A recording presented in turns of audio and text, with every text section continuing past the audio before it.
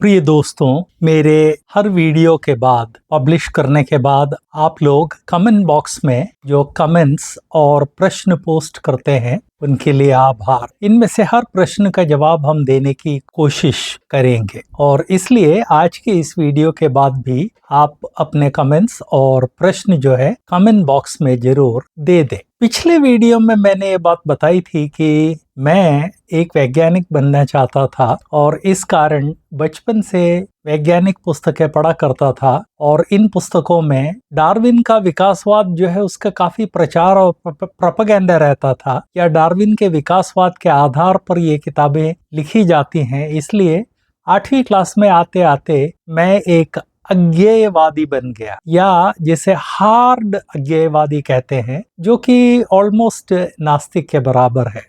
11वीं में आते आते तो मैं पूर्ण रूप से हार्ड अज्ञेयवादी या नास्तिक बन गया था, लेकिन बीएससी फर्स्ट ईयर में किसी ने मुझे एक किताब दी जिसका टाइटल था बाइबल एंड साइंस, जिसने मुझे सोचने पर मजबूर किया। लेकिन सिर्फ सोचने पर मजबूर किया, ये बात मैं बताना चाहता हूँ। एमएससी प्रीवियस में जब मैं पढ़ रहा था, वहाँ मेरे प्रोफेसर फिजिक्स के प्रकांड पंडित थे और एक बार मैंने एवोल्यूशन या विकासवाद के बारे में कुछ कहा तो उस नास्तिक प्रोफेसर ने मुझे चैलेंज किया, बेटा जी जरा मैथमेटिक्स के आधार पर बताओ कि केमिकल एवोल्यूशन, क्योंकि सारा जो विकास है वो तो रासायनिक पदार्थों से होना है, हिसाब लगा के बताओ हो सकता है या नहीं। वहां से मैंने अपने आप को या अपने नास्तिकता को मूल्यांकन करना शुरू किया और मूल्यांकन करते करते विज्ञान के ही आधार पर मैं आस्तिक बन गया। ये बात मैंने आपको बताई थी। जब मैंने इतना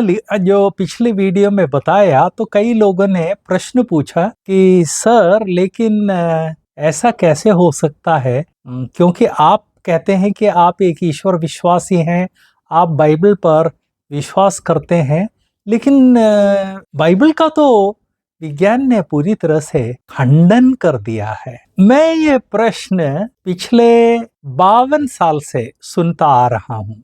ये स्टेटमेंट तो बहुत पहले से सुनता आ रहा हूँ, लेकिन मुझसे ये प्रश्न 52 साल से लोग पूछते आ रहे हैं कि विज्ञान ने बाइबल की सब बातों का खंडन कर दिया है। यदि आप मेरे प्रिय श्रोता इसी तरह सोचते हैं तो मैं आपसे एक प्रश्न पूछना चाहता हूँ। बाइबल तो बहुत बड़ी पुस्तक है और यदि उसका खंडन किया है तो सैकड़ों बातों में खंडन किया होगा। उन सैकड़ों में से कोई 5 बात आप मुझे बता सकते हैं क्या? मैं भी तो जरा देखूं, मैं भी तो सुनूं कि किन बातों का खंडन हुआ है। ओके, तो ये प्रश्न आपसे पूछने के बाद आगे मैं बाइबल एंड साइंस, बाइबल और विज्ञान के बारे में बोलना चाहता हूँ। और ये विषय अपने आप में इतना व्यापक है कि मैं इस विषय पर कई सारे वीडियोस रिलीज करने की सोच रहा हूँ और इस वीडियो को, आज के इस वीडियो को सिर्फ एक विषय परिचय समझ लीजिए। तो आइए विषय परिचय में मुझे क्या कहना है जरा ध्यान से सुन लीजिए। लोग विज्ञान विज्ञान विज्ञान नाम से बड़ा चिल्लाते हैं, लेकिन ये लोग जो चिल्लाते हैं इनमें से ज्यादातर को कोई अनुमान नहीं है कि विज्ञान क्या भला है। बस साइंस है, टेक्नोलॉजी है, इतना सुन लिया है, सुन भर लिया है और उसको बस तोते के समान रटते जा रहे हैं। मैं जरा आपको बताऊं कि विज्ञान क्या है। मनुष्य अपने चारों तरफ जो पदार्थ है और ऊर्जा है और जो समय है, इन तीनों चीजों का जब क्रमबद्ध अध्ययन करता है तो उस क्रमबद्ध अध्ययन के द्वारा उसको पदार्थ के, ऊर्जा के और समय के बारे में काफी सारी जानकारी, सैद्धांतिक जानकारी नहीं, तथ्यों से भरी हुई जानकारी मिलती है, जिसको अपन तथ्य परक जानकारी भी कहते हैं। तथ्यों से भरी हुई इस जानकारी को विज्ञान कहा जाता है। जैसे ग्रेविटेशन, इस ब्रह्मांड में हर कण, हर अन्य कण को आकर्षित करता है, इसको गुरुत्वाकर्षण का नियम कहा जाता है। ये एक तथ्य है, ये एक नियम है। तो इस तरह से अध्ययन के द्वारा ये जो नियम निकलते हैं, जो तथ्य पता चलते हैं, ये है विज्ञान। लेकिन उस तथ्य तक पहुंचने के पहले कई सीढ़ियों से होकर गुजरना पड़ता है। वो भी जानना जरूरी है, क्योंकि हम में से कई सारे लोग, या सही कहा जाए तो आप में से कई सारे लोग, बाइबल के विरुद्ध जो पॉइंट उठाते हैं वे तथ्य में से नहीं होते, विज्ञान के ही अन्य कैटेगरी से होते हैं। आप पूछेंगे अन्य कैटेगरी ये कौन से हैं? मैं बताता हूँ। सबसे पहले तो विज्ञान में होता है हाइपोथेसिस।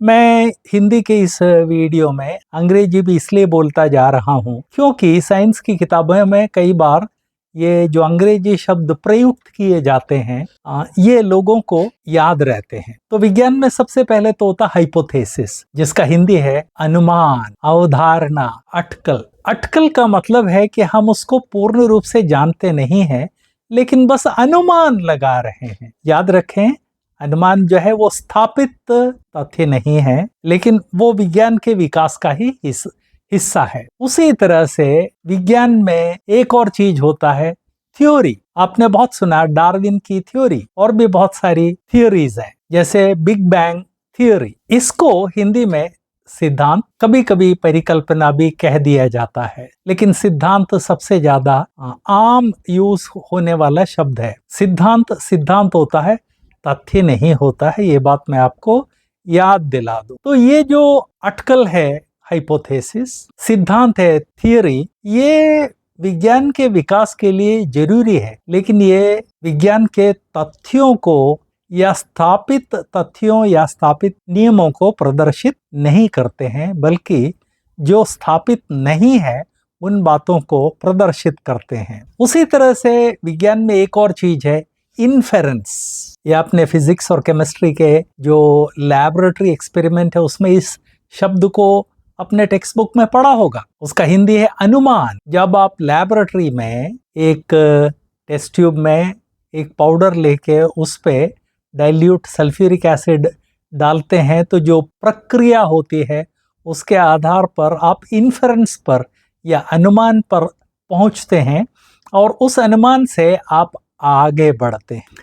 इसी तरह से विज्ञान में एक और चीज है, वो है एनालॉजी। कम यूज होता है लेकिन होता है, जिसको समानता या साम्य कहा जाता है। दो चीजों में समानता है तो अध्ययन में सुविधा हो जाती है, इसलिए विज्ञान में समानता या साम्य आता है। लेकिन याद रखें, समानता या जो साम्य है वो स्थापित तथ्य नहीं है।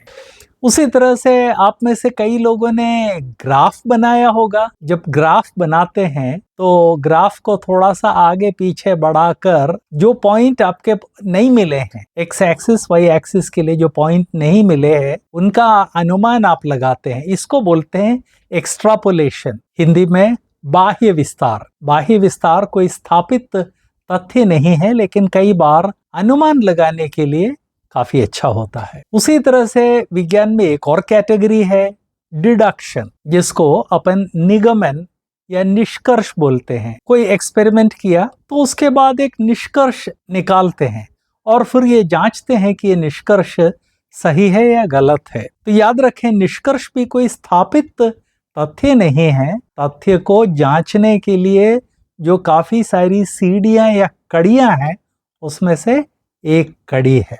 तो आप कहेंगे कि तो फिर साइंस किसको कहा जाए? जब इस तरह से इन सारे स्टेप्स में होकर गुजर जाते हैं, तब सैकड़ों बातों का अध्ययन जो किया है उसके आधार पर 2 या 4 तथ्य, 2 या 4 नियम मिलते हैं। ये नियम कहीं भी कभी भी बदलते नहीं हैं, जबकि बाकी जितनी चीजें मैंने कही वो सब बदलते चले जाते हैं। तो विज्ञान में बहुत सारी कैटेगरियां होती हैं जानकारी की। उनको आसानी से याद रखने के लिए हम 2 में बांट सकते हैं। एक, वे सिद्धांत जो स्थापित नहीं हुए। 2, वे नियम जो स्थापित हो गए। स्थापित नियम या तथ्य। लेकिन अभी तक स्थापित न हुए सिद्धांत और कल्पनाएं। विज्ञान इन दो चीजों से मिलकर बनता है और हर व्यक्ति को ये बात समझ लेनी चाहिए। आप कहेंगे कि आप सर कोई उदाहरण दे सकते? बिल्कुल दे सकते हैं। पृथ्वी और चंद्रमा किस तरह से बने, इसके बारे में 3 सिद्धांत है। इसको बहन पुत्री पत्नी सिद्धांत कहा जाता है, आसानी से याद रखने के लिए।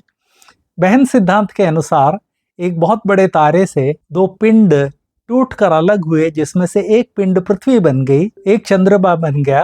तो पृथ्वी और चंद्रमा जो है एक मां से आए हैं, इसलिए दोनों बहनें हैं। दूसरा सिद्धांत कहता है कि पृथ्वी जब बहुत गर्म थी, पिघली हुई अवस्था में, तब पृथ्वी से एक टुकड़ा टूटकर अलग हो गया, जो कि चंद्रमा बन गया। इसको पुत्री सिद्धांत कहते हैं। तीसरा सिद्धांत कहता है कि पृथ्वी जब सूर्य की परिक्रमा कर रही थी, तब पास से एक पिंड गुजरा, पृथ्वी ने उसे अपनी आकर्षण शक्ति से बांध लिया, जो कि चंद्रमा बन गया। इसे पत्नी सिद्धांत कहते हैं। ये तीनों नाम इसलिए दिए गए, मैंने नहीं, वैज्ञानिक जगत ने दिया, जिससे कि याद रखने में आसानी हो।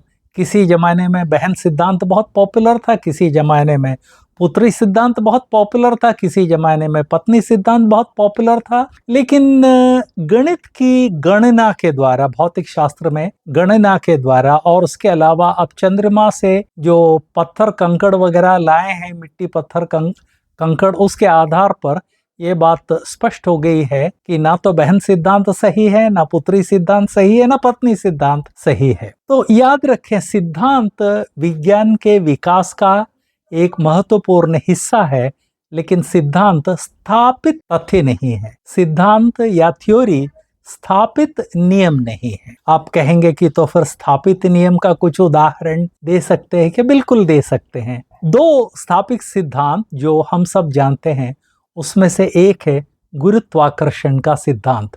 इस ब्रह्मांड में हर कण बाकी सारे कणों को आकर्षित करता है। मैं आगे नहीं बोलूंगा, ये फिजिक्स का क्लास नहीं, इसलिए। वैसे फिजिक्स मेरा सब्जेक्ट है, चाहे तो मैं बड़े आराम से बोल सकता हूँ, लेकिन अभी छोड़ रहा हूँ। तो गुरुत्वाकर्षण का जो है नियम, इसको कई लोग गलती से गुरुत्वाकर्षण का सिद्धांत बोलते, जी नहीं, लॉ ऑफ ग्रेविटेशन है गुरुत्वाकर्षण का नियम, जिसका कोई अपवाद नहीं है। दूसरा नियम है थर्मोडायनामिक्स। आज जितने ऑटोमोबाइल काम करते हैं, जितने रॉकेट काम करते हैं, जितनी फैक्ट्रियां काम करती है, सब में ये नियम लगता है, थर्मोडायनामिक्स। आपने सुना होगा, मैं खुद बता रहा हूँ, मेरे बचपन में एक कार खरीदे तो 1 लीटर पेट्रोल में 10 किलोमीटर भी नहीं जा पाता था। आज ऐसी गाड़ियां आ गई हैं जो 1 लीटर में 30 के आसपास किलोमीटर चलती हैं। थर्मोडायनामिक्स के नियम की जो समझ है, उसके कारण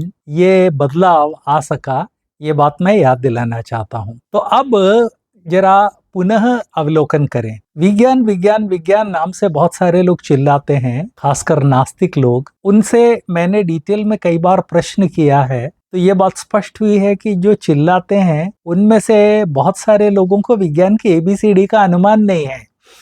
कहते हैं ना कि बादल जो गरजते हैं वो बरसते नहीं है, उसी तरह से जो विज्ञान के नाम पे चिल्लपों मचाए रहते हैं, इनमें से बहुत सारे लोगों को विज्ञान की जो जड़ें हैं उसका अनुमान नहीं है। विज्ञान क्या है, मैं दोबारा सारांश बता दूं, फिर हम आएंगे बाइबल एंड साइंस के ऊपर। मनुष्य पदार्थ, ऊर्जा और समय का जब क्रमबद्ध अध्ययन करता है, तो उसके कारण जो क्रमबद्ध जानकारी मिलती है, जो वस्तुनिष्ठ जानकारी मिलती है, वस्तुनिष्ठ का मतलब है जो बदलता नहीं है, जो वस्तुनिष्ठ जानकारी मिलती है उसको विज्ञान कहा जाता है। लेकिन इस वस्तुनिष्ठ, अंग्रेजी में ऑब्जेक्टिव, वस्तुनिष्ठ जानकारी तक आने के लिए कई सीढ़ियों से होकर गुजरना पड़ता है। इन सीढ़ियों को अपन हाइपोथेसिस या अटकल बोलते हैं, थ्योरी या सिद्धांत बोलते हैं, इन्फेरेंस या अनुमान बोलते हैं, एनालॉजी या समानता बोलते हैं, एक्सट्रापोलेशन या बाह्य विस्तार बोलते हैं, डिडक्शन या निष्कर्ष बोलते हैं। लेकिन इनमें से कोई भी स्थापित सत्य नहीं है। ये सब सिद्धांतों की कैटेगरी में, स्थापित ना किए गए सिद्धांतों की कैटेगरी में आते हैं। लेकिन जब कोई चीज स्थापित हो जाती है तो उसको स्थापित फैक्ट या स्थापित नियम बोलते हैं। ये बात मैं आपको बताना चाहता हूँ। या तो स्थापित तथ्य, मैं अंग्रेजी बोल गया था, जब अध्ययन क्रमबद्ध तरीके से होता है तो फाइनली अंतिम स्टेज पर या तो हम स्थापित तथ्य पर पहुंचते हैं या स्थापित नियम पर पहुंचते हैं। चूंकि ये दोनों स्थापित हैं, इसलिए इसमें कोई अटकल नहीं है, कोई अनुमान नहीं है, ये हर जगह हर तरह से सत्य होते हैं। इस बात को पहचान कर हम आगे बढ़ेंगे। ये जो लोग बड़ा चिल्लुपो मचाते हैं कि विज्ञान ने बाइबल का खंडन कर दिया है, उन सबको जो आज सुन रहे हैं और जो मसीही लोग जो आज सुन रहे हैं जिज्ञासा के साथ कि वास्तविकता क्या है, उन सबको मैं बताना चाहता हूँ। जो स्थापित नहीं किया गया उसके आधार पर आप कोई आर्ग्यूमेंट नहीं कर सकते। पहले उसको स्थापित तो हो जाने दीजिए। वो स्थापित नहीं हुआ है, इसका मतलब ये है कि वो एक स्थापित तथ्य नहीं है, नियम नहीं है। लेकिन जब हम स्थापित तथ्यों को और नियमों को देखते हैं तो एक अद्भुत बात प्रकट होती है, और वो ये है कि आज तक विज्ञान के किसी भी स्थापित तथ्य ने या किसी भी स्थापित नियम ने बाइबल का विरोध नहीं किया है, बाइबल के किसी भी कथन का विरोध नहीं किया है। इस बात को आप याद रखें। उसका उल्टा भी बोला जा सकता है, बाइबल के किसी भी प्रस्ताव ने विज्ञान के किसी भी स्थापित तथ्य का खंडन या विरोध नहीं किया है। इसलिए ये जो शोर मच रहा है ना कि विज्ञान ने बाइबल का खंडन कर दिया, ये सिर्फ एक शोर है। ये स्थापित सत्य नहीं है, यह स्थापित तथ्य नहीं है। स्थापित तथ्य यह है कि किसी भी स्थापित तथ्य ने, विज्ञान के किसी भी स्थापित तथ्य ने या विज्ञान के किसी भी स्थापित नियम ने बाइबल का कभी भी विरोध नहीं किया है, बाइबल का खंडन नहीं किया है। आप कहेंगे कि बाइबल में ऐसा लिखा है, ऐसा लिखा है, ऐसा लिखा। हाँ, एक काम कीजिए ना, बाइबल में क्या लिखा है, और यदि बाइबल विज्ञान ने उसका खंडन किया है तो इस वीडियो के नीचे कमेंट के लिए जो जगह दी गई है वहां पर लिखिए, पूछिए, और मैं एक एक करके, गारंटी से एक एक करके हर प्रश्न का जवाब वीडियो के द्वारा दूंगा। इसलिए बेधड़क लिखिए। आप कहेंगे कि यदि प्रश्न का आप जवाब नहीं दे पाए तो नहीं दे पाए, आप काहे को फिक्र करते हैं, मेरी फिक्र है। खैर, पिछले 50 सालों में ऐसा हुआ नहीं है कि मैं जवाब नहीं दे पाया। आप शायद इस तरह के अतिमानव हो जो इस तरह का क्या कहना चाहिए, आसमानी प्रश्न ले आए जिसका मेरे पास जवाब नहीं है। आप फिक्र मत कीजिए, मुझे भी तो जरा देखने दीजिए कि इस तरह का कोई प्रश्न है क्या। मैं अति मानव नहीं हूँ, लेकिन मैं विज्ञान का विद्यार्थी हूँ। क्वांटम न्यूक्लियर फिजिक्स में मैंने अध्ययन किया है। प्रोटॉन्स और न्यूट्रॉन्स के अंदर जो कण है जिसको क्वार्क कहा जाता है, उन पर अनुसंधान किया है, और इन अनुसंधानों के कारण मैं जो है अपने पैर विज्ञान में गहराई से रखे हुए हूँ, और इसलिए मैं आपके प्रश्नों को सुनना चाहूंगा कि वाकई में खंडन हुआ है क्या। जरा बताइए ना कि वाकई में हुआ है तो देखें। फिलहाल 50 सालों में तो मुझे इस तरह का कोई प्रश्न नहीं मिला है। देखते हैं कि आप जो है कोई दूर की कौड़ी ले आते हैं कि, इसलिए मैं आपको फिर से प्रोत्साहित करता हूं कि कमेंट बॉक्स में कमेंट लिखिए और अपने प्रश्न पूछिए, या बाइबल के विरुद्ध जो आपत्ति है उसको बताइए। मसीही मित्रों से एक विशेष अनुरोध है, ये वीडियोस जो हम पोस्ट करते हैं इनके पीछे काफी अध्ययन और अनुसंधान होता है, लेकिन हमें आपके प्रोत्साहन की जरूरत है। प्रोत्साहन आप बड़े आसानी से दे सकते हैं, कौड़ी भर का खर्चा नहीं है। इस वीडियो के नीचे एक लाइक का हिंदुस्तान में तो अंगूठा दिखाना बुरा समझा जाता है, लेकिन अंग्रेजी जगत में अंगूठा दिखाना अच्छे को समझा जाता है। कल्चर का भेद है। तो नीचे जो प्लस अंगूठा है उस पर क्लिक कर दीजिए, लाइक कर दीजिए। उसके साथ साथ शेयर का एक बटन है, उसको प्रेस करके कम से कम 2-4 लोगों के साथ इसे शेयर जरूर कर दीजिए। ये नास्तिक लोग तो हर चीज, बाइबल के विरुद्ध हर चीज शेयर करते हैं, हम आस्तिक लोग क्यों ना करें। एक चीज और, यदि आपने इस चैनल को सब्सक्राइब नहीं किया है तो सब्सक्राइब जरूर करें, इससे हमको प्रोत्साहन मिलेगा और हमारा कोई भी मूल्यवान वीडियो आप मिस नहीं करेंगे। सब्सक्राइब करने के लिए अब एक नया कायदा यूट्यूब वालों ने इंट्रोड्यूस किया है। पहले सब्सक्राइब बटन पर प्रेस करें, उस आइकन है उस पर प्रेस करें, उसके बाद ऑल नाम का जो मेनू आइटम है उसको भी चूज करके प्रेस करें। प्रेस जरूर करें हमको प्रोत्साहित करें और हमको प्रोत्साहित करेंगे तो हम आपके लिए और अधिक वीडियो जल्दी से जल्दी लाने की कोशिश करेंगे। प्रभु आपको अनुग्रह दें।